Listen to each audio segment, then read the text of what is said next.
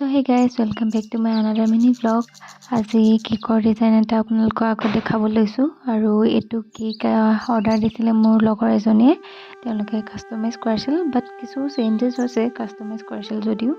আৰু কেকটো vanilla flavour আৰু তুলিয়াৰ কেক দিছিলে আৰু দুটা মই কেক বনাই ললো আৰু তেওঁলোকে পিংক কালাৰ দিছিলে গতিকে লাইট পিংক একদম যোনটো বেবি পিংক হয় হেতু দিছিলে আৰু কেকটো মই বনাই ললো প্ৰথম এটা আইচিং কৰি হৈ গল আৰু এটো সেকেন্ড নাম্বাৰ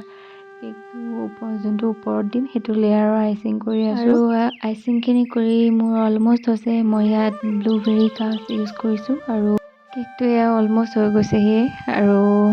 ইয়াতে মেইন দুটামান মোৰ লগত প্ৰবলেম ঘটিলে ভিডিওটো কোনতে বহুত বেছি এবাৰ মোৰ কষ্ট হৈ গল কষ্ট কিয়নো হৈছে গটেখিনি লাষ্টলৈ কৈ আছো আৰু লাষ্ট মই স্প্ৰে দি সিলভাৰ আৰু গোল্ডেন স্প্ৰে দি অলপ স্প্ৰে কৰিছো কেকটো আৰু সিম্পলি বল দি প্লে ধুনীয়াকৈ সজাই দিছো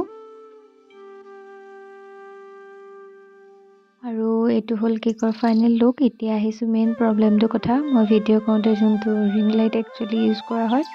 এটো ভাগি থাকিলে মানে ৱাৰডাল ছিগি গল আৰু ঠিক কৰিব নোৱাৰা হলো এটো কাৰণে ভিডিও কৰাত অলপ প্ৰবলেম হল লাইটিংৰ বাকি জিনক এটো হল কেকৰ ফাইনেল লুকটো